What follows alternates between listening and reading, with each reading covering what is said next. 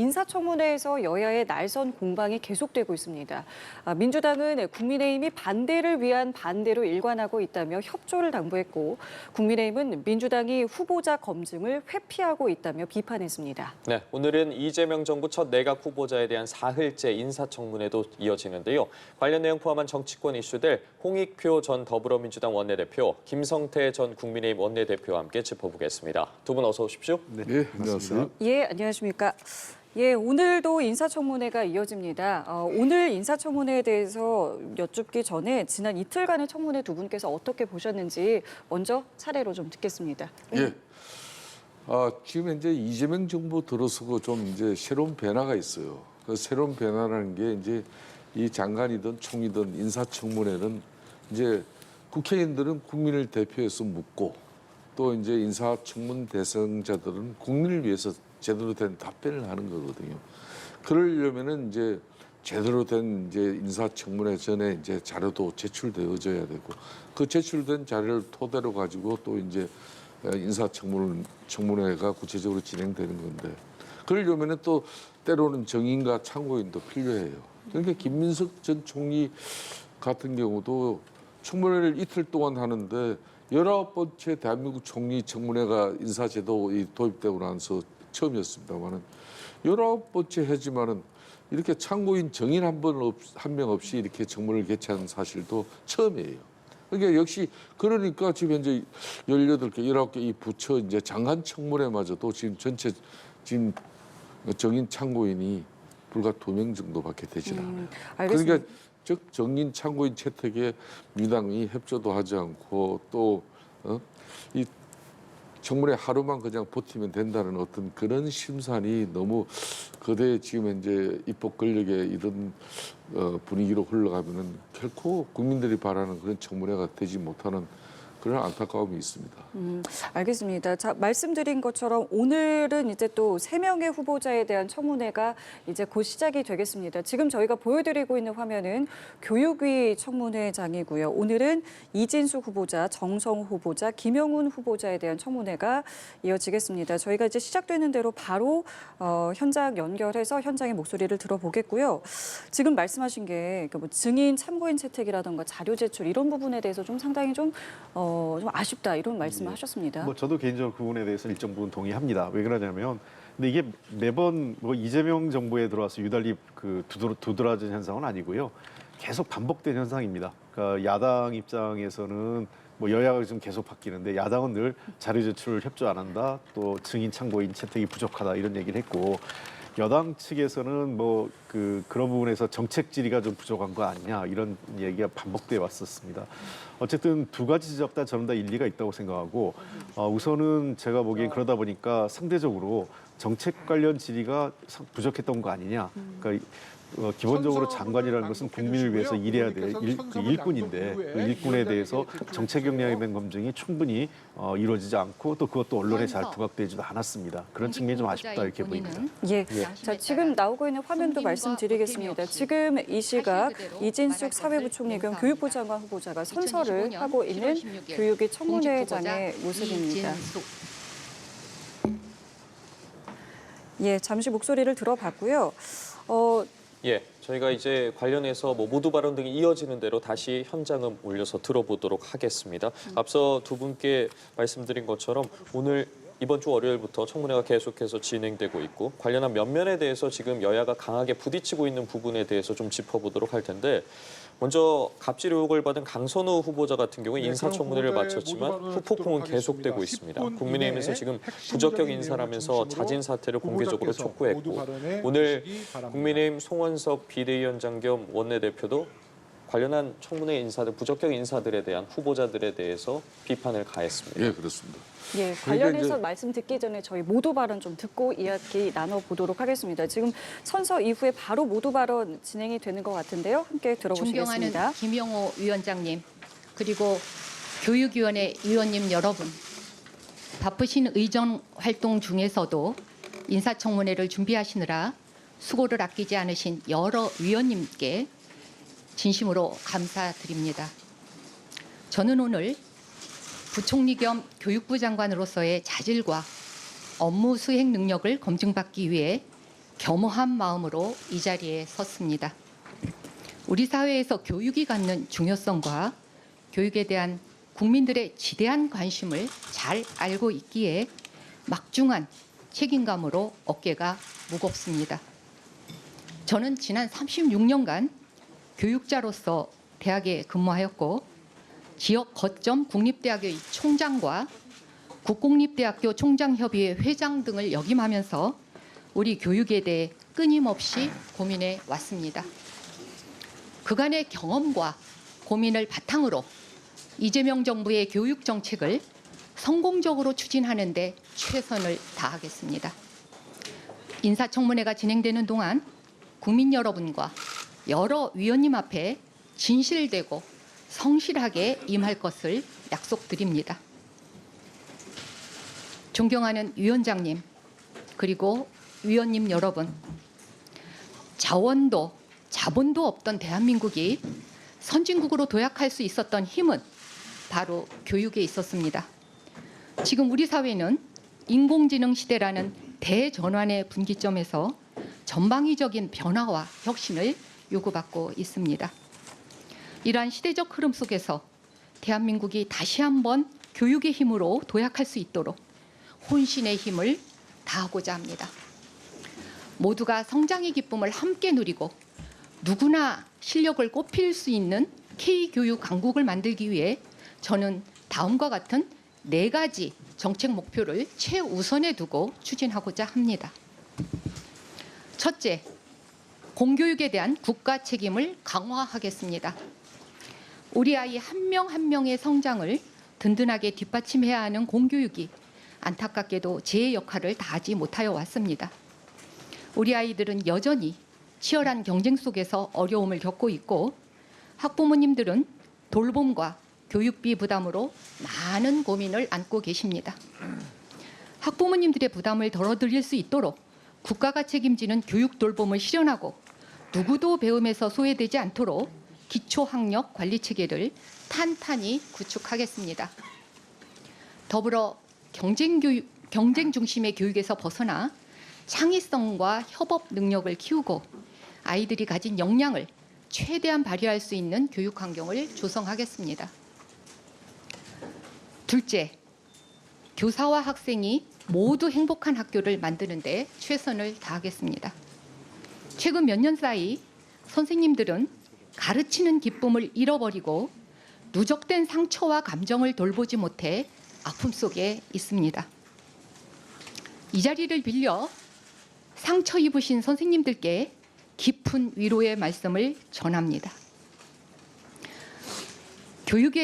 교사의 위기는 교육의 위기이며 대한민국의 위기입니다. 지금 이 순간에도 묵묵히 아이들을 위해 애쓰시는 선생님들께서 아무 걱정 없이 교육에만 전념할 수 있도록 교권 보호를 위해 최선을 다하겠습니다. 아울러 무너지고 있는 아이들의 마음 건강을 세심하게 돌보겠습니다.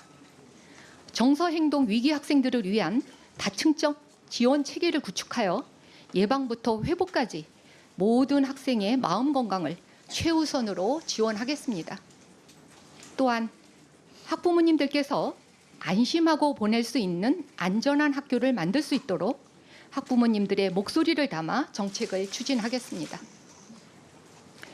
셋째, AI 교육혁신으로 미래 인재를 양성하는 데 힘쓰겠습니다.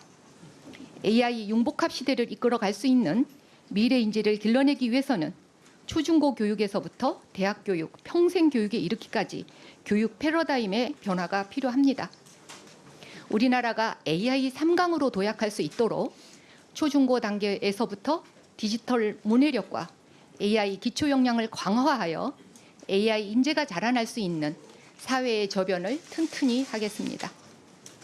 대학에서 AI 전문 인재와 AI 플러스 X 융합 인재 등 다양한 층위의 인재를 체계적으로 양성할 수 있도록 교육 생태계를 조성해 나가겠습니다. 그리고 AI 시대에 진정으로 필요한 생각하는 힘, 질문하는 능력, 인간다운 상상력을 키우는 인문학 교육을 확대하고 시민 교육도 강화하겠습니다. 넷째, 교육의 힘으로 지역 혁신을 이끌고 국가 균형 발전을 실현하겠습니다. 국가 전체의 지속 가능한 성장을 위해서는 수도권의 교육 자원이 집중되지 않도록 지역의 교육 여건을 개선하는 것이 매우 중요합니다. 지방에 있는 저를 교육부 장관으로 지명하신 이유를 되새기며 서울대 10개 만들기를 통해 지역 거점 대학에 대한 전략적 투자와 체계적 육성을 추진하고 수도권 중심의 교육 불균형을 해소하겠습니다. 이 과정에서 소외되는 지역대학이 없도록 국립대학과 사립대학이 동반 성장하는 자원 공유 체계를 구축하겠습니다. 이 4가지 주요 정책 목표를 추진함에 있어 존중과 소통의 중요성을 잊지 않겠습니다. 저는 국립대학의 총장으로 재임하는 동안 학내 구성원, 지역 주민과의 소통을 가장 중요하게 생각했고 가장 의미 있는 성과들은 소통과 존중의 리더십을 통해 얻었습니다. 이런 경험을 바탕으로 정책을 추진하는 과정에서 교육 현장과 끊임없이 소통하고 교육 현장의 지혜와 목소리가 정책에 반영될 수 있도록 노력하겠습니다. 국가교육위원회, 시도교육청, 대학과 협업적 거버넌스를 구현하고 국민의 대표인 국회와 긴밀히 협의하며 위원님들께서 주시는 고견에 귀 기울이겠습니다. 존경하는 김용호 위원장님, 그리고 위원님 여러분, 교육은 우리 사회를 지탱하는 가장 본질적인 힘이자 미래를 열어가는 원동력입니다. 저는 국민 주권 정부의 교육 정책이 성공적으로 추진될 수 있도록 최선을 다하겠습니다. 마지막으로 오늘 청문회 준비를 위해 애써주신 위원님들께 다시 한번 깊이 감사드립니다. 이후 부총리 겸 교육장관 후보자로서의 저의 소신은 위원님들의 질의에 답변하는 과정에서 진실되고 소상하게 말씀드리겠습니다. 감사합니다. 네, 수고하셨습니다. 네, 자리에 착석하셔도 되겠습니다. 예, 이진수 교육부 장관 후보자 모두 발언 함께 들어보셨습니다. 본격 질의가 들어가게 되면 저희도 현장 목소리 함께 들어보겠고요. 그에 앞서서 정성호 법무부 장관 후보자의 모두 발언도 먼저 들어보겠습니다. 존경하는 법제사법위원회 이춘석 위원장님, 그리고 위원님 여러분, 국회 일정으로 바쁘신 가운데서도 이렇게 인사청문회 준비에 노고를 아끼지 않으신 위원장님과 위원님들께 진심으로 감사의 말씀을 드립니다. 오늘 이 자리에 서니 21년 전 제가 국회의원에 처음 당선된 후 여기 법제사법위원회에서 여야 위원님들과 머리를 맞대고 의정활동을 하면서 오로지 국민을 위해 봉사하겠다고 다짐한 기억이 떠오릅니다. 저는 국회의원으로서 의정활동을 해오는 동안 항상 민주주의의 심장은 의회라는 신념을 가지고 여야의 대화와 타협, 양보와 합의를 중시해왔습니다. 비록 시간이 더 걸리고 어렵더라도 여야 합의를 통한 문제 해결이 결국에는 더 빠르고 지속 가능한 방법이고 국민을 위한 길이라고 확신하며 이를 이끌어내는 것이 바로 정치의 역할이자 국회의 존재 이유라고 믿어왔습니다. 만일 장관이 된다면 그동안의 소신과 같이 국회를 존중하고 어떠한 현안에 대해서라도 여야 위원님들의 말씀을 경청하며 소통할 것을 약속드립니다. 위원님들이 질책과 고견을 깊이 새기며 고칠 것은 과감하게 고치고 바꿀 것은 주저없이 바꿔 나가겠습니다. 오늘 청문회도 위원님들의 여러 지적을 가슴에 새기며 저희 지난 과거를 겸허히 되돌아보고 미래로 나아가는 기회로 삼겠습니다. 이춘석 위원장님, 그리고 위원님 여러분, 잘 아시다시피 우리는 절체절명의 세계사적 전환기, 국제질서 재편이 혼란기에 직면해 있습니다. 이 난관을 슬기롭게 극복하고 평화와 번영의 대한민국을 일구어 나가야 하는 책임과 소명은 국회와 정부 모두에 있습니다. 이를 위해 민생을 빠르게 안정시키고 성장 동력을 창출하는 가운데 국론을 통합해 가야 합니다. 법무행정은 범죄로부터 안전한 나라를 만드는 본연의 역할에 충실하면서 민생 안정과 사회 통합에 기여해야 합니다. 법무부 장관으로 일할 기회가 주어진다면 국민을 범죄로부터 보호하는 본연의 역할을 다하고 국민에 봉사하는 법무행정을 추진하면서 당면 과제인 검찰 개혁도 이루어 법무부 장관에게 부여된 시대적 소명을 다하겠습니다. 먼저 민생을 침해하고 경제 질서를 어지럽히는 범죄 척결과 예방에 정책 역량을 집중하고자 합니다. 국민이 범죄로부터 편안하고 안전하게 살 수 있도록 하는 것은 법무부의 기본 책무입니다. 국민께서 안전하지 않다면 민생도 경제도 지키기 어려울 것입니다. 이를 위해 특히 마약 범죄, 디지털 성범죄, 보이스피싱, 전세 사기, 임금 체불, 불법 사금융 등 국민의 기본적인 삶을 파괴하는 민생 범죄를 강력히 단속해 뿌리채 도려내고 신종 범죄에 선제적으로 대응하는 데 행정력을 집중하겠습니다. 둘째, 국민에 봉사하는 혁신 법무행정을 일구어가겠습니다. 법무행정의 대원칙은 국민에 대한 봉사입니다. 법무행정 혁신은 민생과 안전을 지키고 인권을 보호하는 방향으로 흐트러짐 없이 추진되어야 합니다. 국민의 입장에서 법무 서비스를 개선하고 특히 AI 등 첨단 기술을 폭넓게 적용해 법무행정의 과학화와 혁신을 선도적으로 추진하겠습니다. 셋째, 법무공무원의 국민에 대한 봉사의식과 사명감 고취에 힘쓰면서 어려운 점을 세심하게 살피며 늘 소통하겠습니다. 과거 잘못이 있었다면 겸허히 인정하고 내려놓을 기득권이나 불합리한 관행이 있다면 국민의 관점에서 과감히 정리해 국민에 봉사하는 따뜻한 법무행정을 실현해 가겠습니다. 또한 늘 어려운 환경에서도 소임을 다하는 법무공무원들이 업무 환경을 개선하기 위해 노력하겠습니다. 내부 구성원들과 늘 소통하고 개선할 사항을 적극적으로 바꾸며 잘한 일에 대해서는 확실히 격려하여 자긍심과 사명감을 가지고 국민을 위해 일할 수 있도록 든든하게 뒷받침하겠습니다. 존경하는 위원장님 그리고 위원님 여러분, 검찰개혁은 법무행정의 당면한 핵심 과제입니다. 1954년 형사소송법이 제정될 당시부터 제기되어 왔던 검찰의 수사권과 기소권 분리 문제를 이제는 확실하게 매듭지어야 합니다. 검찰의 정치적 중립성 확보와 과도하게 집중된 권한의 분산, 수사기관 간 견제를 위해 수사권과 기소권 분리는 거스를 수 없는 개혁의 방향입니다. 그러나 개혁의 과정에서 국민께 불편과 불안을 드리는 부작용은 없어야 합니다. 그동안 검찰, 경찰 등 수사기관들이 축적해온 우수한 범죄 수사 역량도 훼손되지 않아야 합니다. 제가 법무부 장관이 된다면 검찰개혁의 밑그림과 구체적 방안을 국회와 적극적으로 협의해 나가겠습니다. 여야 위원님들께서도 국민을 위한 열린 마음으로 검찰개혁 논의를 이끌어 주시고 더 나아가 국민의 불편함이 없도록 새로운 형사사법제도의 안착과 시행착오의 최소화를 위해 힘을 모아주시길 간곡히 부탁드립니다. 검찰개혁과 더불어 법무부가 당면한 다른 과제들도 차질 없이 수행해 나가겠습니다. 저출산 고령화로 인한 인구구조 변화로 외국인 없이는 경제가 돌아가지 않는 실정입니다. 당면한 정책 환경 변화에 늦지 않게 대책을 마련하고 집행해야 합니다. 미래지향적이고 사회통합적인 이면 정책 수립과 집행을 위한 조직 개편에 대해 여야 위원님들이 공감대가 형성되어 있다고 판단합니다. 체계적이고 효율적인 이면 전담기구 설치를 위한 정부 내 논의도 시작되고 있습니다. 여야 위원님들이 큰 관심을 부탁드립니다. 교정행정은 고질적인 과밀 수용, 교정교화의 실효성 부족으로 인한 높은 재범률, 교정공무원의 사기 저하 등 여러 구조적 문제에 봉착해 있습니다. 교정행정 선진화를 위한 제도 개선 방안을 적극적으로 검토하고 추진하겠습니다. 여야 위원님들의 고언과 지원을 부탁드리겠습니다. 국민 생활의 편익을 위한 민법 등 기본 법제 정비와 국익을 보호하기 위한 국가 성무 및 국제 투자 분쟁 대응 역량의 증진, 범죄 예방과 범죄 피해자 등 인권 보호, 법무 공무원 교육의 선진화, 역량 강화 등 법무행정 주요 과제 역시 소홀함이 없이 살피겠습니다. 존경하는 위원장님, 위원님 여러분, 이번 인사청문회를 준비하면서 법적 원로 등 여러분들을 만나 소중한 의견을 들었습니다. 오직 국민만을 생각하며 억강구약, 파사 현정하는 법무행정을 구현해 달라고 당부하셨습니다. 제도 개선은 끝이 아니라 시작입니다. 바뀐 제도가 안착할 수 있도록 지속적으로 시정 보완해 나가고 조직 문화를 근본적으로 개선하는 가운데 변화된 사법 시스템을 연착륙시켜야 합니다. 법무부 장관으로서 일할 수 있는 기회가 주어진다면 저에게 주어진 막중한 과제를 여야 의원님들과 긴밀히 소통하며 추진하겠다는 말씀을 다시 드립니다. 내부 구성원과 외부 전문가의 고견도 폭넓게 듣겠습니다. 지난 33년간 법조인으로서의 전문성과 의정활동의 경험을 살려 법무행정의 혁신과 검찰개혁의 제도적 안착, 조직문화의 개선을 차분히 추진해 나가겠습니다.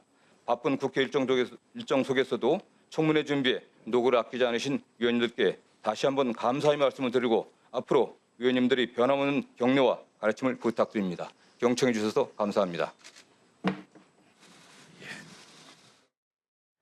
예, 정성호 후보자의 모두 발언 함께 들어보셨습니다. 저희가 대담으로 이어가기에 앞서서 조금 전에 들어온 내란 특검 관련한 속보 먼저 좀 전해드리겠습니다.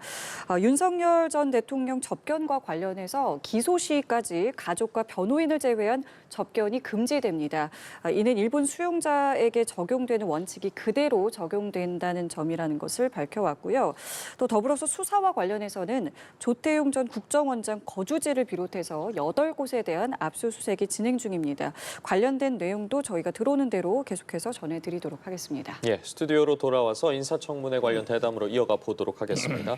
앞서 보신 것처럼 이진숙 교육부 장관 후보자와 정성호 법무부 장관 후보자의 청문회 모두 발언 연이어서 함께 듣고 왔는데 먼저 이진숙 교육부 장관 후보자의 경우 모두 발언을 통해서 현재 공교육의 현실에 대해서 안타까움을 표하면서 교권 보호 또 지역 교육 여건 개선 등을 강조했습니다. 어떻게 들으셨는지 그리고 또 오늘 관련한 후보자에 대한 의혹들에 대해서 소명이 있지 않겠습니까? 분위기 좀 어떻게 예상하십니까? 저는 먼저 이제 11개 교수 그 학술 단체 연합인 이제 범국민 국민검정단이 이제 이진숙 후보자의 150개 논문을 갖다가 전부 조사를 해보니까 16개의 이제 논문이 연구 윤리 위반의 문제가 아주 심각하게 이제 밝혀진 거예요. 그래서 이 지금 이제 범학계 국민검정단 같은 경우는 주로 이제 전국 사학민주화 교수 노조라든지 대학정책학회 이런 11개 교수 학술단체가 이제 구성된 부분. 여기에서 이제 김건희 여사 같은 경우도 국민대 그 박사학위 논문이 표절돼 가지고 이거는 논문을 갖다가 그래서 이제 철회시켰지 않습니까? 국민대. 그 단체입니다. 그 단체가 김건희 여사 논문 표절보다도 지금 현재 이준석 지금 교육부 장관 내정자의 논문 표절이 더 심각하다.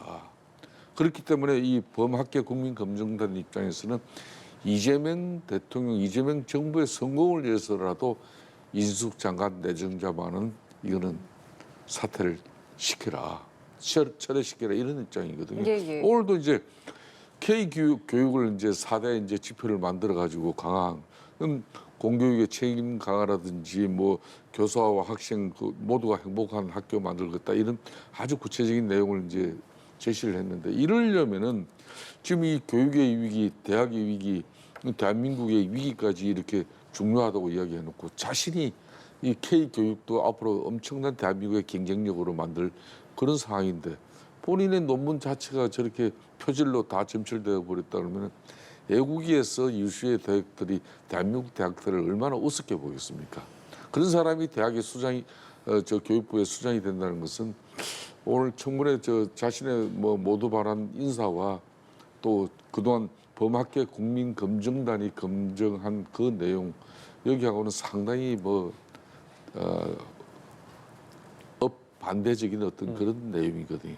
그러면 이러면 상식적이지 못하게 되는 거죠.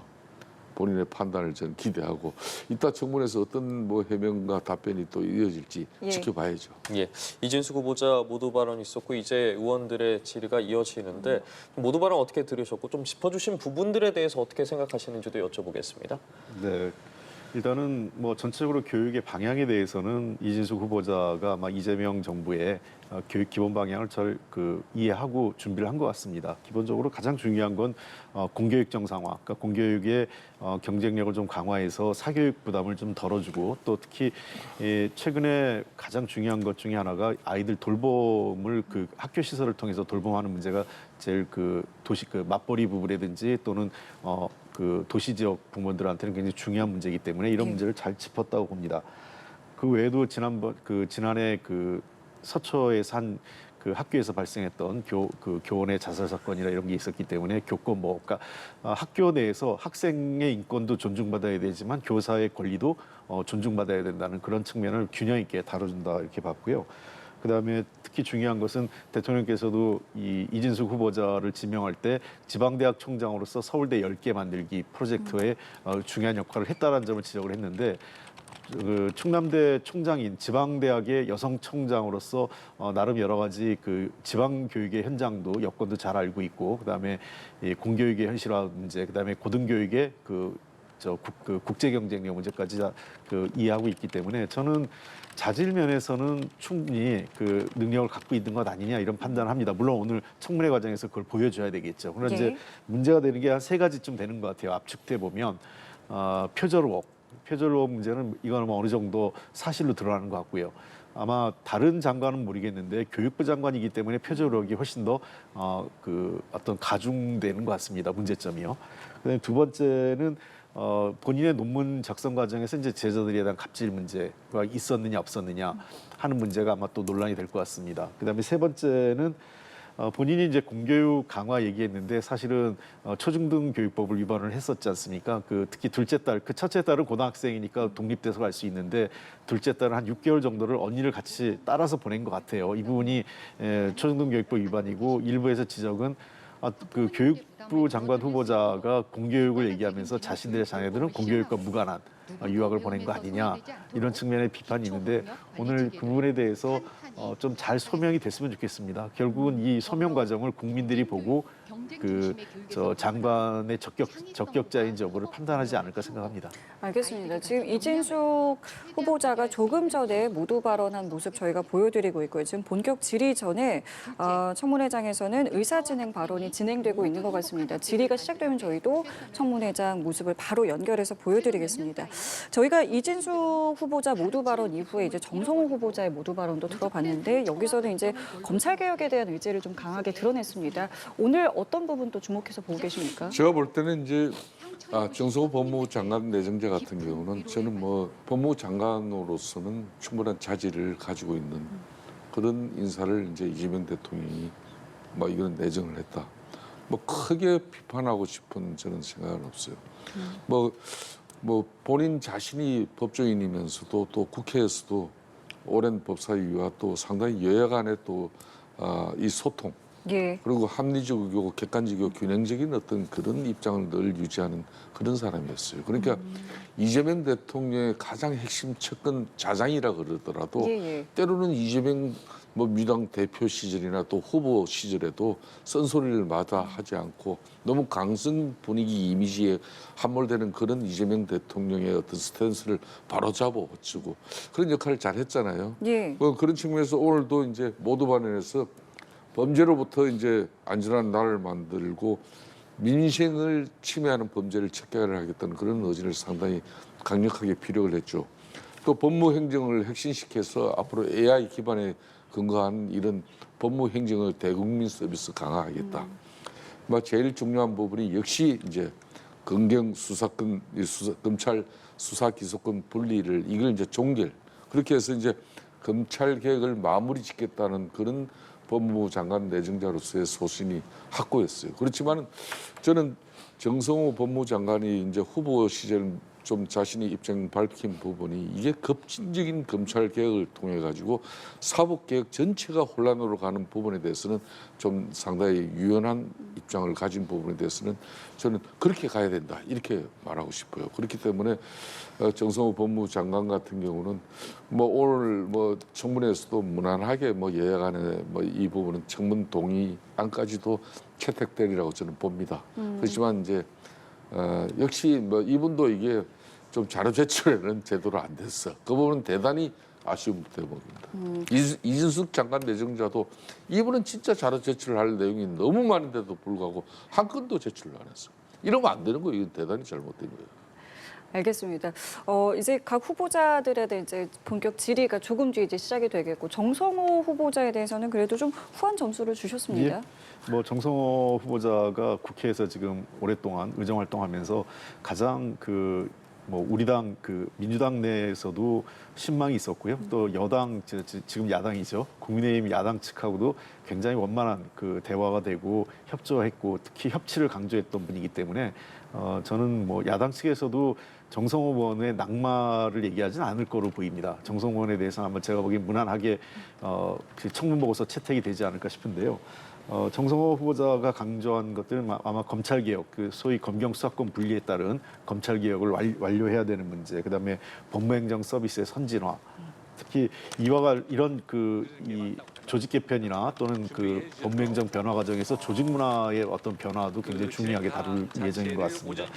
특히 국민들의 그 피해, 그 민생과 관련된 그 법무행정 변화 과정에서 피해가 없도록 잘 그 연착륙하는 문제에 대해서 그 신중하게 접근할 것 같고요. 저는 정성원의 발언, 후보자의 모두 발언 중에 특히 주목해야 될 부분은 본인이 평생의 의회주의자였기 때문에 장관으로서 국회, 그러니까 여당, 야당을 넘어서서 국회에 대한 협조, 그다음에 대화의 필요성을 누누이 강조한 것은 주목해야 될 부분이고 결국은 지속 가능하고 보다 제일 빠른 변화 개혁은 대화와 협의를 통한 합의된 개혁이 가장 빠르고 지속 가능하다 이런 얘기를 강조한 점은 아마 법무부 장관으로서 이 법사위 그리고 국회하고의 대화 의지를 강력하게 표명한 것으로 보입니다. 예, 두 후보자에 대해서 어떤 질의가 이어질지는 계속해서 지켜봐야 할 텐데 조금 전에 이진숙 교육부 장관 후보자의 청문회장 관련한 상황이 들어왔습니다. 짚어드리자면 현재 의사진행 발언에서 자료 제출과 관련해서 공방이 이어지고 있습니다. 국민의힘에서는 자료 제출이 미흡한 점에 대해서 유감이다. 그리고 또 증인과 참고인이 없다라는 부분을 지적을 했고 이에 김영호 교육위원장이 이진숙 후보자의 자료 제출률이 95.6%다. 이와 관련해서 칭찬해야 한다라고 입장을 밝힌 것으로 전해지고 있습니다. 현재 상황 좀 어떻게 봐야겠습니까? 좀 전에 이제 뭐 너무나 잘 정리를 해주셨는데 이진숙 후보자 같은 경우는 이제 이 범학계 국민검증단이라는 이분들이 대체적으로 보면은 좀 보수 우파적인 어떤 성향이나 인식 이런 거 전혀 없으신 분들이에요. 상당히 진보적이면서도 또 대체적으로 뭐 코드도 뭐 지금 현재 민주당하고 대략 코드가 잘 맞을 정도로 그런 인식인데 이런 분들마저도 지금 현재 이진숙 지금 후보자 같은 경우는 뭐 제자 논문을 표절을 하는데 그러면 그 연구 내용 범위 환경 이 자체가 거의 동일하고 결론도 같이 나 있어요. 그런 논문 표절에 보통 논문 표절률이라는 것은 한 20% 정도 이내면은 이거는 논문 표절은 아니다 이렇게 넘어가는데 평균 지금 현재 이분이 지적당한 그 논문 표절률은 50%를 다 넘어요 지금 현재. 그러면 거의 제자 논문을 상당히 자기 걸로 그냥 그걸 탈취한 거나 마찬가지거든요. 만일 그렇게 해서 본인 해명대로 지난번 이거는 자신의 논문을 대려 제자들이 표절한 것처럼 이렇게 비슷하게 이야기를 했단 말이에요. 그러면 그 제자들은 이 이진숙 지금 현재 지도 교수의 그 지도 아래서 논문 학위를 취득한 그 논문들이 다 그냥 앞으로 이제 무효가 돼야 돼. 그러면 얼마나 이게 엄청난 문제가 야기될 걸 본인이 알면서도 자신이 그냥 교육부 장관 이 순간만 모면하려고 하는 저런 해명은 정말 바람직하지 않아요. 그리고 이제 뭐 특히 이제 공학 쪽이니까 그런 제자들이 이제 또 연구 쪽 대상으로 이렇게 선정이 되면서도 이게 자발적인 참여가 아닌 뭐 사실상 지도 교수의 뭐 그런 분위기 때문에 한 거 아니겠습니까? 단돈 10,000원 주고 그냥 그 사람들을 그렇게 활용했다는 부분도 앞으로 큰 지적의 대상이죠.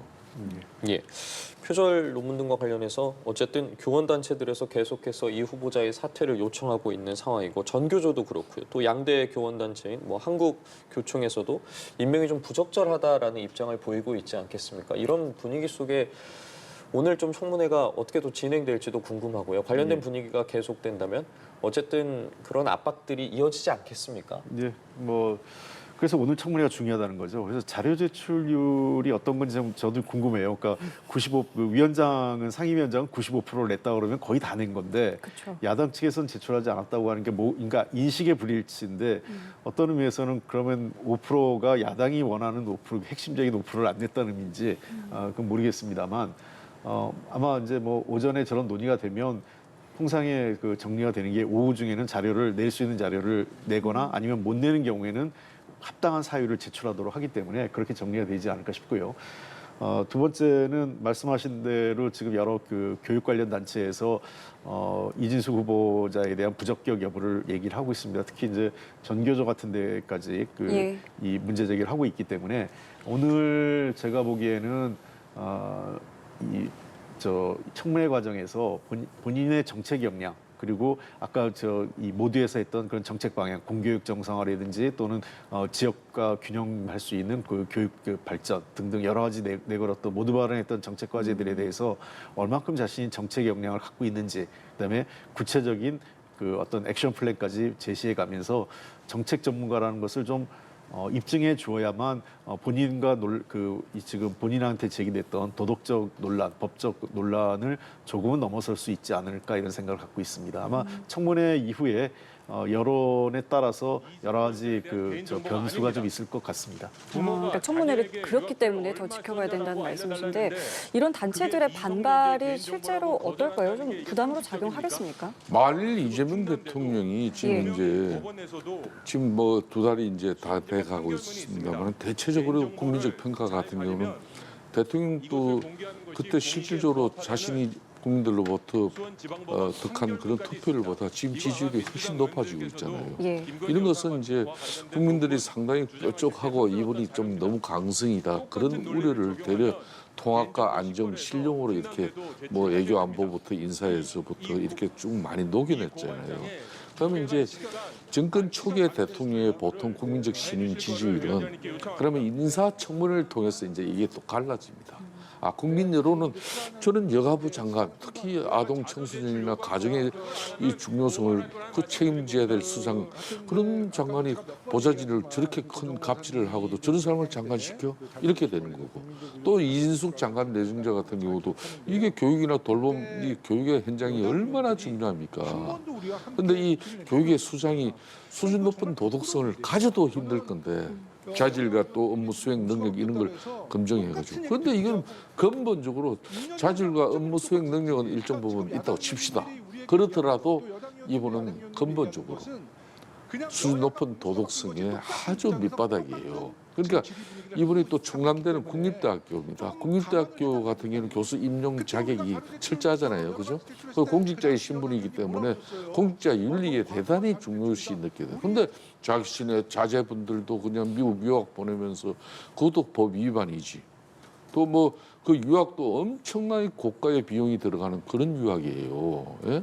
미국에서도 상위층 그룹들만 가는 정도의 뭐 그러면서도 이분이 과연 지역 균형 발전을 위하고 뭐 이렇게 교육을 새롭게 변화시켜 나가는데 교사와 학생은 모두가 행복한 학교를 만들겠다 이런 다 야무진 포부들이 이게 실천될 수 있겠냐 이거예요. 그러니까 특히 이 교육 수장 같은 경우는 이 학계 특히 교수들의 이런 그런 학회에서 이렇게 부정하면은 하도 못해요. 그렇기 때문에 저는 이재명 대통령이 잘 판단해야 된다고 봅니다. 지금 오늘 이제 봐야 되는 이 이진숙 교육부 장관 후보자 물론 말씀하신 것처럼 굉장히 중요한데 그렇다면은 지금 오늘 아침에도 이제 국민의힘에서는 강선우 후보자에 대해서도 자진 사퇴하라고 이제 목소리를 내고 있고 관련해서 지금 뭐 대통령실이라든가 여당에서의 약간의 이제 기류도 조금은 좀 바뀌고 있는 거 아니냐 이런 이제 관측들도 나오고 있는데 개인적으로 좀 어떻게 읽고 계세요? 글쎄요, 아직 뭐 기류 변화 관측이라고 느껴지진 않고요. 다만 이제 늘 청문회의 기본 원칙은 결국은 청문회 결과를 이후에 국민들의 그 어떤 여론이 어떻게 움직이냐에 따라서 늘 결정돼 왔습니다. 예. 특히 논란이 되는 장관 후보자 같은 경우는 이후의 여론에 따라서 바뀌기 때문에 제가 보기에는 뭐 어제 최근에 이제 우상호 정무수석의 발언이라든지 또는 진성준 정책위 의장 발언 등등을 종합해 보면 여권 내에서는 전체적으로 좀 신중하게 국민 여론을 좀 주시하고 있는 것 같습니다. 일단은 청문회가 다 끝나고 나면 청문보고서 채택 기한이 있거든요. 예. 아마 여가위원장 같은 경우는 여성가족위원회 위원장이 야당 위원장이기 때문에 보고서 채택이 쉽지 않을 것 같아요. 채택이 어려워졌을 경우 이제 또 대통령은 추가 기한을 주면서 보고서 채택을 또 한 번 더 요청할 수 있는데 그런 기간이 다 끝난 이후에는 이제 대통령이 임명할 수 있는 권한이 생깁니다. 그때 아마 제가 보기에 앞으로 한 10여일간 정도의 기간이 필요한데 왔다 갔다 하는 걸 감안하면 예. 10여일간의 여론 흐름, 추이가 중요하고 전체적으로 그러니까 어떤 특정 후보자 한 명의 문제가 아니라 아마 오늘까지 해서 전체적인 후보자들에 대한 평가 장관 후보자에 대한 평가가 내려지고 나면 네. 아마 종합적인 판단을 하지 않을까 생각됩니다. 대통령실에서도 어쨌든 계속해서 관련 상황을 지켜보고 있다라고 입장을 내기도 했었고요. 좀 일단 이번 주는 좀 지나봐야 된다고. 그러니까 제가 생각하시는 아까도 어떻게 보세요? 이야기했지만은 이재명 대통령의 초기 국정 운영의 동력이 지금 국회 이제 여대 야소의 거대 입법 관련 민주당이 있다고 해서 국정 동력이 무한정으로 이렇게 계속 유지되는 거 아니에요. 결론 국민 여론이 뒷받침해주는 그런 새 정부의 대통령의 국정 운영이 돼야 된다는 거거든요. 그런 측면에서 이 청문 정국은 상당히 분수령이 될 수밖에 없는 거예요. 그러니까 국민 여론이 저런 장관 내정자 같은 경우는 분명히 안 되는데 그걸 만일 임명을 강행해버리면은 인사가 이제 만사인데 인사가 또 메시지가 되잖아요. 그럼 앞으로 이재명 대통령이 지금까지 국민 소통, 심지어 뭐 윤석열 정부의 그런 강조까지도 유임하는 그런 정도로 이렇게 또 안정적인 모습도 보이고 국민 통합도 고려를 하는 그런 인사도 있는데 이런데 이제 갈수록 이제 자기 색깔 심해지네 이리 되고 또 이런 것도 결국은 절대 권력이 절제되지 않는 그런 상태로 운영이 되거나 이러면 국민들이 불안해지는 겁니다. 예, 알겠습니다. 자, 계속해서 뭐 이진숙 후보자 관련해서 속보도 들어오고 있고 저희가 하단 자막을 통해 보여드리는 것처럼 뭐 조정은 의원이 개인적으로 이진숙 후보자 자격이 없다고 판단한다라는 이야기가 청문회장에서 나왔고 관련해서 어쨌든 대통령실도 주시하고 있는 상황이고 오늘 또 두 후보자뿐만이 아니라 김영훈 고용노동부 장관 후보자에 대한 인사청문회도 열리게 됩니다. 잠시만요. 저희 지금 교육위 청문회장 목소리 한번 들어보도록 하겠습니다. 그러니까요. 뭐 규정상의 문제도 있고 뭐 잘 아시다시피 이제 청문회 증인 채택 문제는 여야 간사의 합의 내용이니까 두 분이 정말 뭐 한번 이따가 다시 한번 좀 들어가서 얘기를 좀 해보시고요. 청문회를 좀 진행하도록 하겠습니다. 하여튼 이진숙 후보님, 그 지금 야당 의원님들 자료 요청에 대해서는 아마 이제 우리 뒤에 교육 공직자들이 잘 메모를 하셨을 테니까 빠른 시간 내에 좀 성실히 제출하도록 해주시고요. 실제로 이제 여야 국회의원님들 오늘 이제 청문회 검증 과정이 있는데요. 오늘의 검증은 여당 국회의원, 야당 국회의원의 검증이 아니라 국민의 검증이라고 보셔야 되니까요. 야당 의원님들의 이렇게 좀 여러 가지 의혹 제기에 대해서 저는 이진숙 후보님이 정말 진실을 담아서 진심으로 좀 얘기를 해달라라는 말씀을 좀 드리겠습니다.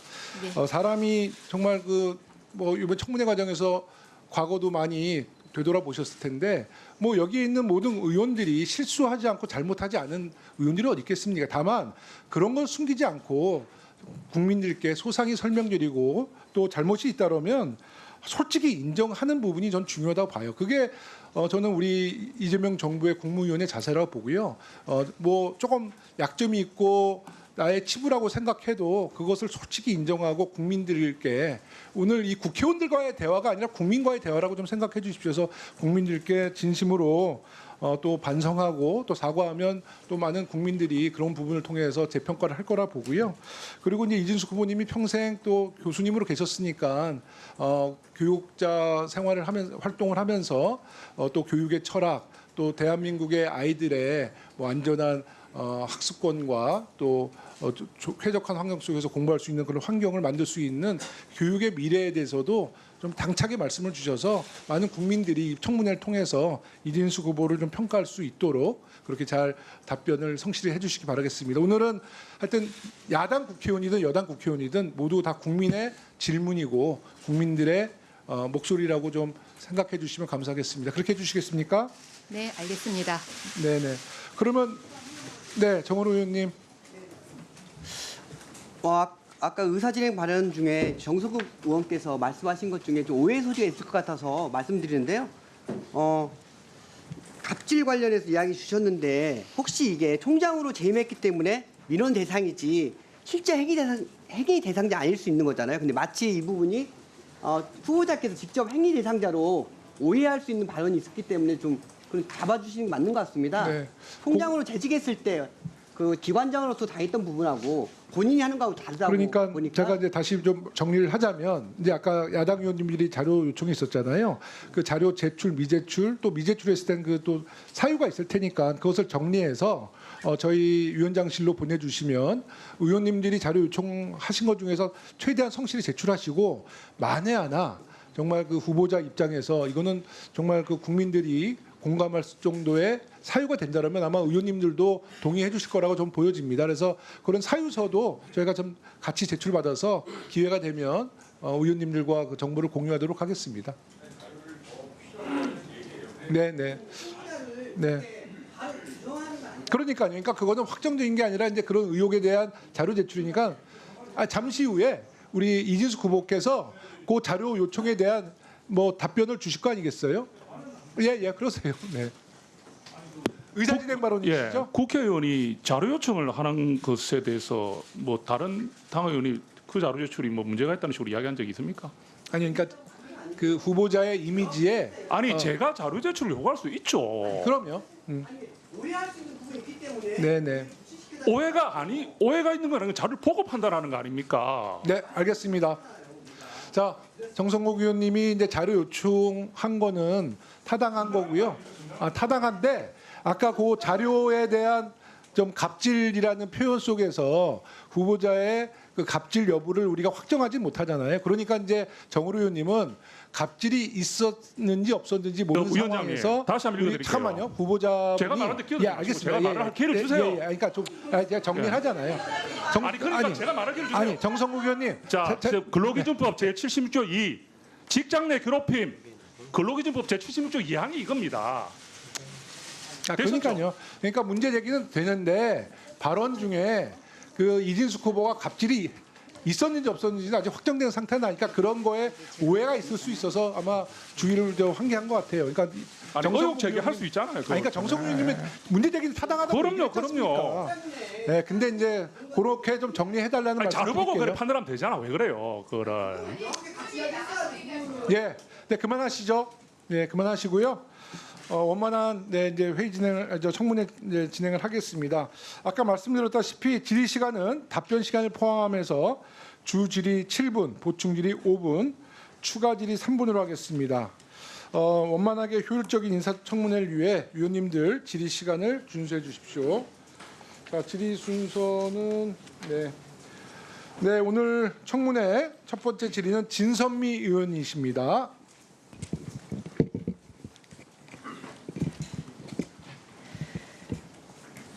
네, 후보님 먼저 후보자로 지명된 거 축하드립니다.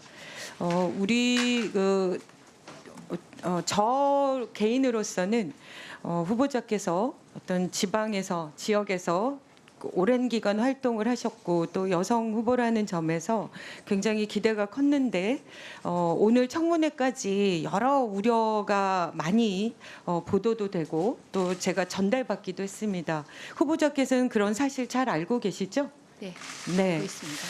오늘 청문회는 앞에서 위원장님이 말씀하신 바처럼 단순히 후보자 자질 검증도 필요하지만 지난 3년 동안 우리가 이 교육에 관한 여러 가지 어려웠던 문제들, 의대 정원 문제라던가 또 무리한 AIDT 교과서 도입 문제라던가 또 특히 이제 가장 중요한 유보 통합 문제 아직 해결되지 못한 문제가 너무나 산적해 있습니다. 이미 후보자께서 모두 발언에서 그런 모든 부분들에 대해서 간략하게 언급은 해주셨지만 이런 모든 문제들이 차분하게 정리되고 또 후보자의 입장이 어떤 건지 이런 부분들을 좀 검증해야 되는 자리입니다. 그래서 가급적이면 솔직하고 또 시간이 많지 않기 때문에 간결하게 팩트 위주로 사실 위주로 좀 답변을 해주셨으면 좋겠습니다. 먼저 저희가 그 국민적 관심사가 아무래도 자녀 유학과 또 논문 문제입니다. 그래서 그것을 먼저 좀 해명을 들어야 되는 자리라는 생각이고요. 이미 후보자께서 모두 발언으로 말씀하셨듯이 공교육을 강화하는 그런 역할이라는 것에 대해서 알고 계시지 않습니까? 그렇게 하겠다 하셨고 그런데 자녀들은 전부 조기 유학을 했습니다. 아시지만 대한민국은 너무나 강렬한 교육열로 어쩌면 지금의 대한민국이 이루어졌고 누군가는 아이를 위해서 모든 걸 던져도 조기 유학은 꿈도 못 꿉니다. 그래서 공교육을 통해서 아이들이 자기의 미래를 만들고 성장할 수 있기를 바라는데 정작 후보자께서는 자녀들을 다 조기 유학을 시키신 상태입니다. 그래서 더군다나 또 둘째 아이는 중학교 3학년 때 또 규정의 위반 사실이 이번에 알려졌고, 그래서 제 기억으로는 후보자께서 그 부분에 대해서 송구하다 사죄를 하셨는데, 어쨌든 이런 부분들에 대해서 국민의 눈높이에서 우려되는 부분들, 또 규정 위반 이런 부분들에 대해서 솔직하게 사과를 하고 시작하시는 게 좋을 것 같은데 어떻게 생각하십니까? 네, 그렇습니다. 잘 안 들립니다. 조금 가까이 대시고. 예. 네, 존경하는 위원님 말씀이 맞다고 생각합니다. 저희 부부가 2001년부터 2년까지 1년간 미국을 조금 목소리를 크게 해주시겠습니까? 좀 크게 하십시오. 예. 가까이 좀 대시고 아니면 몸을 좀 가까이 아, 네. 대셔서 예. 방문 연구원으로 미국에 체류한 적이 있었습니다. 그런 그 계기가 돼서 아이들이 고등학교 때 큰 아이가 미국에서 공부하기를 강력하게 희망했습니다. 아주 오랜 기간 희망을 했고, 부모 마음으로 정말 그 떼어놓기 힘들어서 많이 말렸지만 워낙 의지가 강하고 그런 입장에서 이기지 못하고 아이의 청을 들어준 것이었습니다. 그리고 둘째의 경우는 이제 언니가 갔으니까 간 경우였는데, 그 미국의 학제가 중 9학년부터 고등학교입니다. 그러다 보니 큰아이는 고등학교 1학년 때 갔는데요. 그러다 가서 1년 반을 더 학교를 다니게 됐습니다. 9학년부터 시작이니까요. 고1에 갔으니까요. 그래서 이제 둘째 아이도 언니를 따라서 1년 뒤에 유학을 가면서 그런 1년 반씩이나 뒤로 물러나는 거에 대해서 그것만 생각을 하고, 그때는 그게 불법인지조차 사실 인지를 못했습니다. 너무 죄송합니다만, 그래서 중3 2학기에 그러니까 6개월 밀려서 미국의 고등학교에 이제 입학하게 된 건데요. 인지하지 못했다 하더라도 그것은 저의 큰 실수였던 것 같습니다. 너무 그 부분 우리 국민들 여러분들께 정말 송구한 마음 금할 수가 없습니다. 진심으로 송구하다는 말씀 드립니다. 네. 네, 그럼 송구한 마음 담아서 더 잘해주시기를 당부 말씀드립니다. 그리고 이제 후보자 논문입니다.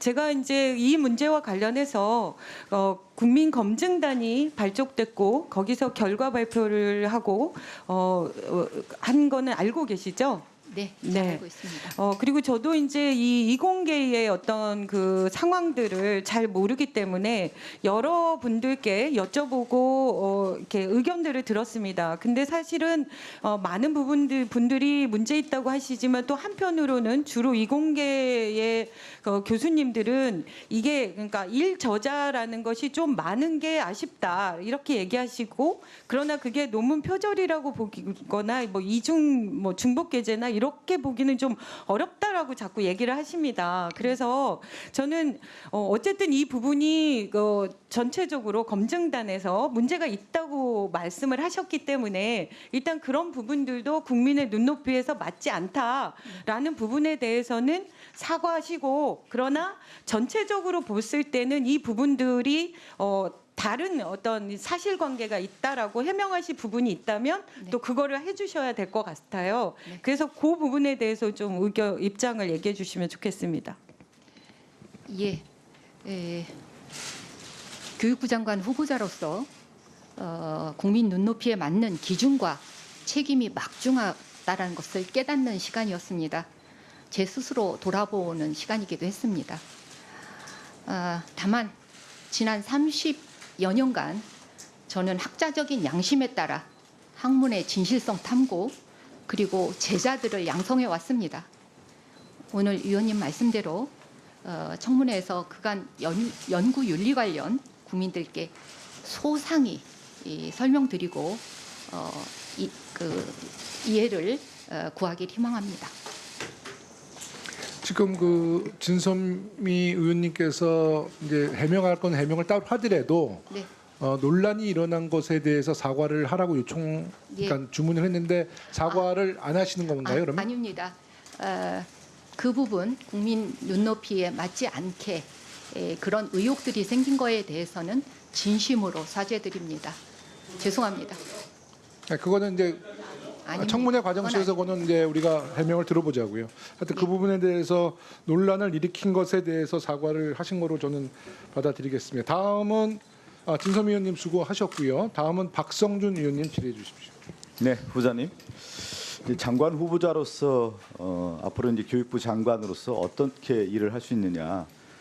그러면 검증이라고 하는 것이 그 동안에 어떻게 교육부 수장으로서 일을 할 수 있느냐에 대한 부분을 나눠서 생각해보는 것 같아요. 하나가 이제 도덕적인 검증이고 하나가 이제 정책적인 검증인데 저는 몇 가지 교육부 장관으로서 교육에 대한 부분 그리고 앞으로 어떻게 해야 되는지 이런 정책적인 질의를 좀 몇 가지 좀 드리도록 하겠습니다.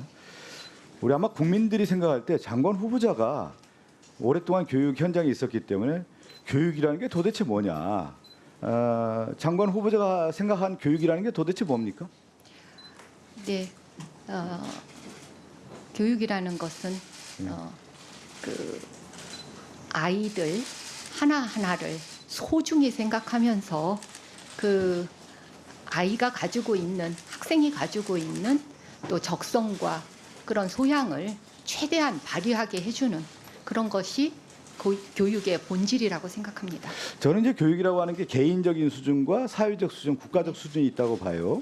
개인으로 볼 때는 이제 자아 실현이 되는 거고 사회적 수준을 볼 때는 그 개인이 사회적 자아 실현을 통해서 공동체의 발전, 유지 그리고 이제 국가의 발전, 국가의 영광을 실현하는 것으로 교육이 이제 그것을 실현해야 된다 이렇게 좀 보는데 그러한 역할을 장관 후보자가 좀 잘 해주길 바라겠고요.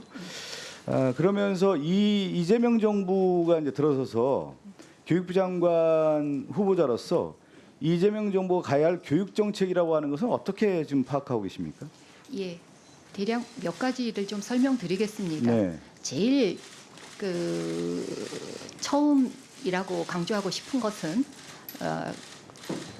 공교육 강화입니다.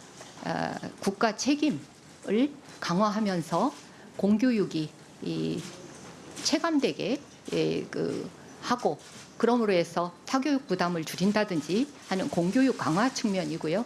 두 번째는 학생과 교사가 모두 행복한 학교를 만드는 거고 또 세 번째는 AI 시대에 맞는 미래 인재 양성을 하는 것 그리고 네 번째는 교육을 통해서 지역 혁신을 만들어서 국가 균형 발전을 만드는 것 이러한 의지를 모두 포함한 정책이 수립되어 있습니다. 네. 그러니까 제일 중요한 게 교육이라고 하는 게 이제 인재 양성인데 네. 이 학교 현장에서의 공교육 강화고 특히 이제 국가가 생각하고자 하는 발전 대계로서의 AI 인재 양성이라든가 또 지역의 대학 교육의 그런 부분까지 다 고려를 해서 교육 정책을 해야 된다 이렇게 말씀을 하셨는데 이재명 정부의 교육 정책을 성공하기 위해서도 이런 비전이 있어야 되지만 과거의 잘못된 정책에 대한 수정과 바로잡음이 있을 때 잘 갈 수 있다고 봅니다. 그러니까 윤석열 정부의 이 3년이 대한민국의 10대 강국을 만들 수 있었던 교육의 그 질적 강화들이 완전히 무너졌다고 저는 보고 있거든요. 예를 들면 의대 정원에 2,000명을 어느 날 갑자기 발표한다든가 만 5세 입학을 어느 날 발표한다든가 누가 제대로 일을 하는지도 제대로 모를 정도로 그다음에 유보 통합은 완전히 무너졌고 AIDT 교과서에 대한 부분도 제대로 된 정책을 하나 하지 못하는 그런 실정을 보였단 말이에요. 저는 그러면 이준수 후보 장관 후보자가 지금 이 시대에 가장 중요한 교육부 장관으로서 잘못된 것을 먼저 바로잡는다면 어떤 걸 먼저 바로잡아야 되고 만약에 한다고 하면 앞으로 일을 해야 된다고 하면은 어떤 걸 우선순위해야 될지 저는 그러니까 정책의 아잔드 순위가 분명히 있어야 되는 거예요. 선택과 진중이 있어야 되는데 윤석열 정권의 잘못된 부분을 바로잡는다면 어떤 걸 먼저 제일 바로잡겠는지 그리고 이재명 정부의 성공을 위한 교육 정책으로서는 어떤 걸 제일 먼저 해야 되는지 그 우선순위를 한번 얘기해 주십시오. 예, 말씀하신 것에 답변드리면 제일 아쉬웠던 점은 절차적 합리성과 소통 문제였다고 생각합니다. 그래서 이런 앞서 말씀드린 이재명 정부의 교육 정책을 실현하는 데 있어서는 합리적이고 그 모든 현장과 또 관계 부처와 그 관계되는 전문가와 소통을 하면서 그 절차적인 합리성을 지켜가면서 추진하는 것이 맞다고 생각합니다. 그게 가장 중요하다고 생각하고요. 네, 그렇다고 생각합니다. 앞으로 이재명 정부가 해야 될 일 중에 가장 정책 우선순위를 어디에 좀 방점을 두고 싶습니까? 앞서서 공교육도 말씀드렸지만 그거보다는 그 교권과 아이들 마음 건강 챙기기가 현재 우리 교육 현장에서는 가장 시급한 문제라고 저는 생각합니다. 저는 장관 후보자께 좀 이 말씀을 꼭 드리고 싶어요. 네. 우리가 교육에 있어서의 국가 공동체 유지라든가 국가의 영광을 실현하는 것이 이제 교육의 목표라고 볼 수가 있는데 우리의 공동체를 훼손한 게 뭐였냐면 지난 12월 3일에 내란이었습니다. 민주 시민 교육에 있어서의 가장 잘못된 교육을 보여주는 것이 전임 대통령과 그들의 세력에 의한 국가 공동체가 무너졌다.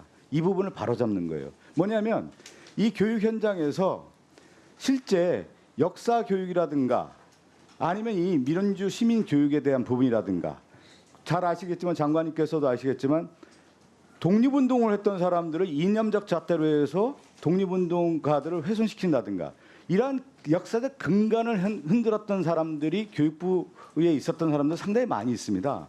이런 것들을 바로잡을 때 우리의 국가의 정체성을 유지가 되고 공교육이 바로 설 수가 있는 겁니다. 역사 교육이라든가 공교육의 실질적인 민주 시민 교육이 무너졌을 경우에는 나라가 흔들릴 수 있는 문제이기 때문에 그런 문제까지도 저는 교육부 장관 후보자로서 생각을 해야 된다. 어떻게 생각하세요? 네, 지금 말씀하신 내용들 다 잘 수긍하고 있습니다. 그러나 그 아까 말씀하신 내용 중에 그러니까 제가 말씀드리는 건 네.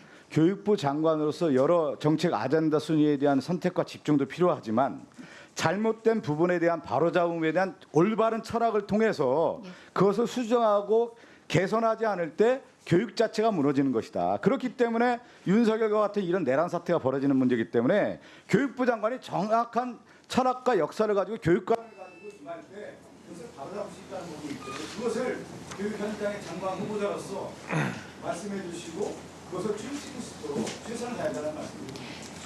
예, 사회적 합의에 의해서 만들어진 헌법적 가치, 그런 민주주의와 그리고 역사적인 역사관 이런 것들을 올바로 교육시키는 게 중요하다고 생각합니다.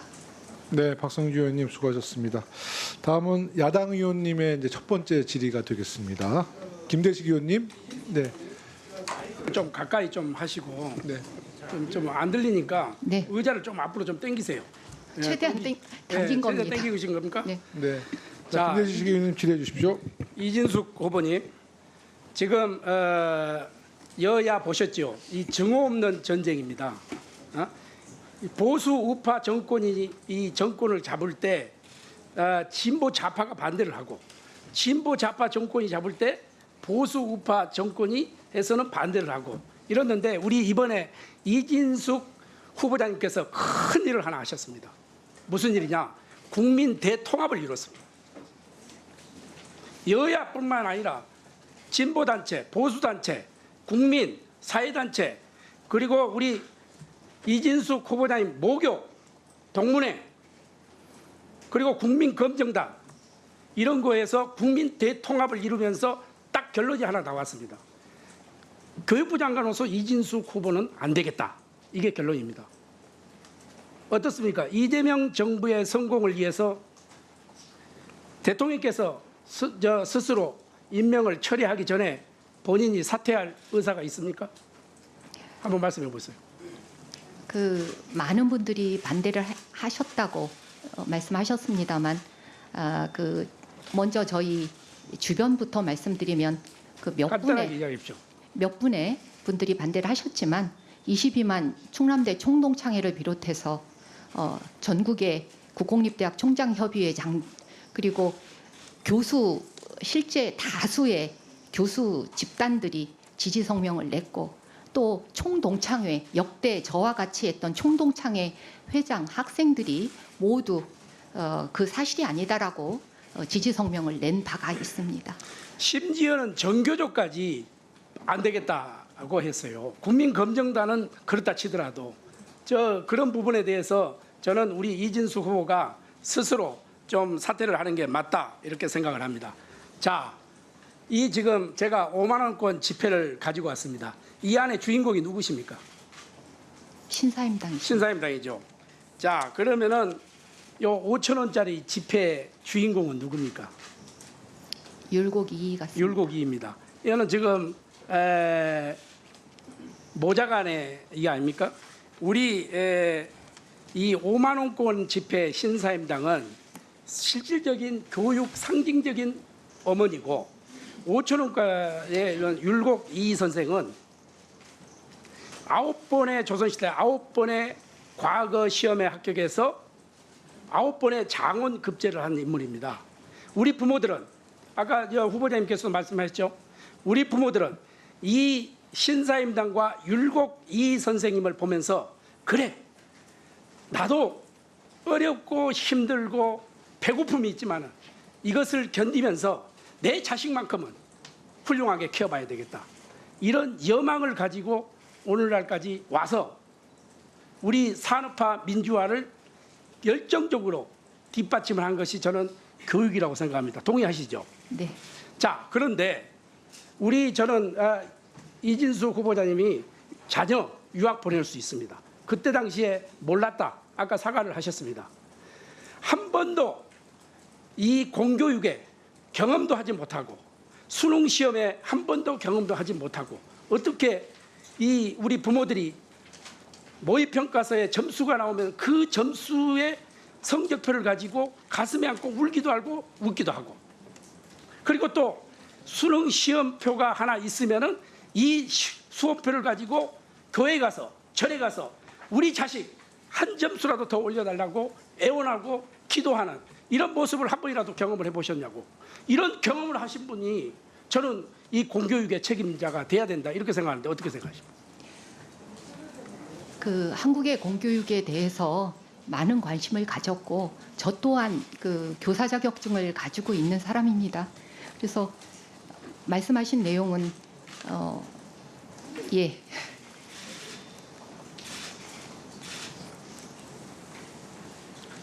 수많은 눈물 그리고 빛 내가 이루지 못했던 것 이것은 교육의 수장이 그러한 이 이정표가 돼야 되고 등대불이 돼야 되는데 이렇게 저는 아무리 봐도 이진수 후보자는 거기에 대해서는 미치지 못한 것 같은 이런 생각이 듭니다. 자, 제가 이 논문 그동안에 교수 생활 몇 년 하셨죠? 36년 했습니다. 36년 하셨죠. 저도 제가 35년을 했는데 저도 논문을 많이 썼습니다. 많이 썼고 책도 많이 냈고 이랬는데 요게 전체 우리 이진숙 후보자님의 논문입니다. 제가 카피킬러로 전체 그걸 했습니다. 한번 도표 한번 보시죠.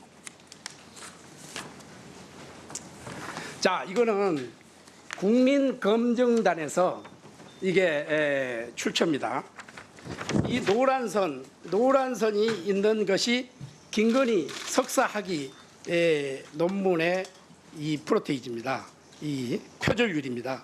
그런데 우리 이진숙 후보자님은 52%, 56% 이거 해도 너무한 거 아닙니까? 이거 교육자로서 어떻게 생각을 하십니까? 저 카피킬러 결과물을 저도 봤습니다만 사실과 많이 다릅니다. 아니 카피킬러로 하고 이게 국민검증단에서 그걸 했다니까요? 그 카피킬러는요. 그 모든 전문가들이 지적하고 있지만 돌려서 그냥 나오는 거를 신뢰할 수 없습니다. 자, 그러면은 오도석 박사학위, 정찬웅 박사학위, 김보연 그다음에 석사학위 이 했어야지. 후보자님의 제자죠. 네, 맞습니다. 이 지금 제자들의 논문을 오차 탈자 하나도 수정하지 않고 그대로 베끼면은 이 제자들은 어떻게 됩니까? 먼저 주 저자가 후보자입니까? 건에 대해서 좀 말씀드리겠습니다. 아니 지금 제가 질문 끝나고 지금 시간 내서 자 이렇게 됐을 경우에 지금 후보자님의 제자들은 지금 시간 강사도 하고 있고 사회적으로 지금 제가 직업을 밝히지 않겠는데 제가 다 접촉을 시도를 해봤어요. 그러면은 본인이 이 주저자가 되면은 이 석사 박사 학위가 무효가 되는 겁니다. 그러면 이 제자의 앞뒤 전혀 사실과 다릅니다, 의원님. 원래 충남대의 학사 관리 대학원 학위를 주는 과정에는 반드시 이공계의 경우에 교수와 학생이 공동으로 논문을 발표해야지만 학위를 낼 수 있는 자격을 얻습니다. 그래서 제자와 교수가 공동으로 연구하는 것은 필수입니다. 그래 그것은 저는 공과대학에서는 공대에서는 교수와 제자가 공동 연구하면은 다 지금을 넣습니다. 네. 네. 누구나 알고 있는 거예요. 네. 그런데 제자 이름을 빼고 후보자 교수 이름만 넣었다는데 문제가 있는 거예요. 그런 적은 없습니다. 없어요? 네, 없습니다. 네, 지금 이제 여러 언론에서 문제 제기가 됐던 문제니까 혹시 해명할 수 있는 거 있으면 좀 시간을 드리니까 좀 해명을. 네, 이진수 교육부 장관 후보자의 청문회장 모습 함께 보고 오셨습니다. 현장은 저희 연합뉴스 TV 유튜브를 통해서 계속해서 확인하실 수 있다는 점 참고하시기 바랍니다. 두 분과 청문위원들의 이제 질의와 이진수 후보자의 답변까지 저희가 함께 들어봤습니다. 이진수 후보자 자녀 유학 문제 등과 관련해서 그 당시에는 불법이라는 사실을 인지하지 못했고 이것 역시도 큰 실수다. 그 부분과 관련해서 국민 여러분께 송구하다라고 밝혔는데요. 지금까지의 좀 청문회 상황 어떻게 보셨는지 먼저 좀 여쭤보겠습니다. 저는 이제 세 번의 이제 교육이 이제 우리 의원들께서 이제 질의를 했는데 대체적으로 지금 현재 답변하는 방식이나 또 본인이 모두 발언해서 확인된 그런 내용 같은 경우는 이 일국의 그러니까 교육부의 수장으로서의 어떤 그런 마인드보다는 시도 어떤 교육청의 교육감 정도의 수준. 그렇다고 해서 제가 그분들을 무시하는 게 아니라 좀 상당히 좀 편협적이고 좀 협소한 어떤 그런 인식 시각 이런 걸 느낄 수가 있었어요. 그렇기 때문에 아직 좀 더 많이 지켜봐야 되겠지만 정말 교육은 전문적 분야가 너무 많기 때문에 특히 이제 홍익표 대표님 같은 분들이 국회에서 내놓으라는 가장 교육 전문가였거든요. 저런 분들이 평가를 좀 더 이제 이 방송에서도 유미하게 이렇게 받아들일 수 있지만은 정치적으로 볼 때는 역시 이제 그런 많은 범죄 이런 검정단 학계 검정단에서 그런 기준을 제시한 그런 내용들에 대해서 별반 차이가 없는 입장이다. 그러니까 이 논문 가로채기 표절 그리고 자녀 불법 조기 유학 의혹 이런 부분에 대해서 본인이 이제 또 바로 사과를 하고 또 죄송하다 이렇게 인정하는 부분은 또 바로 인정을 해주니까 그렇다면은 그 인정의 범위 속에서도 이게 이제 교육부 장관으로서 그걸 이제 임명권자가 이걸 얼마나 중히 판단할 것이냐 이 부분은 이제 대통령 몫으로 또 넘어갑니다.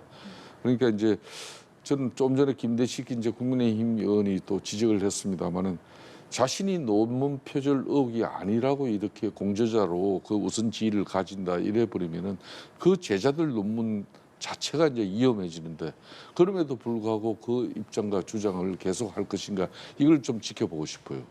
예, 말씀해 주신 것처럼 야당 의원에서 자진 사퇴할 의사가 없냐는 물음도 있었고 두 분께서 또 워낙 전문가들이시고 경험이 많으시니까 현재까지 좀 청문회 분위기 어떻게 보셨는지 저희가 여쭤보고 있는데 상황 좀 어떻게 바라보고 계십니까?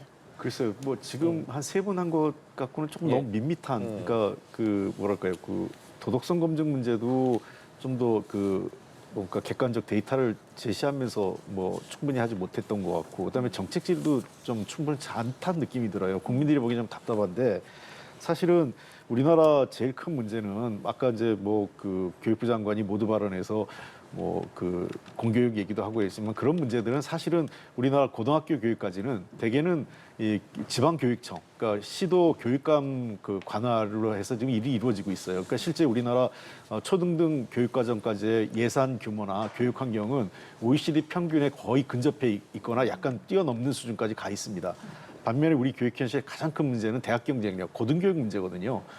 그래서 고등교육 예산이 OECD 평균에 훨씬 못 미치는 상황이고 특히 또 최근에 대학에서 인문학의 위기, 인문학이 사실은 어떤 의미에서는 국가 미래에 있어서 굉장히 중요한 거기 때문에 미국 같은 데서도 인문학을 정책적으로 키우고 있는데 인문학 위기를 어떻게 극복할 건지 그리고 다가오는 빅테크 사회, 즉 뭐 AI, 로봇 또는 뭐 데이터 등 이런 이 그 중요한 테크놀로지 기반 그 학문에 있어서 여전히 우리나라에서는 인재가 그 양성이 안 되고 있거든요. 이런 문제에 있어서 대학에게 좀 더 지원도 하고 교육 과정에 있어서의 어떤 유연성, 대학 스스로가 선택할 수 있는 이런 것도 넓혀주는 분야에 대해서 정책적인 질의와 교육, 우리나라 그 고등교육의 대학들의 국제 경쟁력을 높이는 방안에 대해서 좀 집중적인 질의가 있었으면 좋겠는데 저는 이런 면에서 늘 청문회 과정이 아쉽다. 그러니까 대한민국의 이 교육의 미래를 교육부 장관에게 확인도 하고 또 좋은 교육부 장관이 일할 때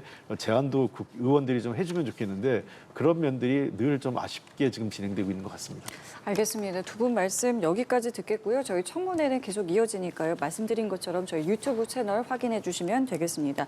오늘 말씀 여기까지 함께하겠습니다. 지금까지 홍익표 전 더불어민주당 원내대표, 김성태 전 국민의힘 원내대표와 함께했습니다. 두 분 감사합니다. 고맙습니다. 감사합니다.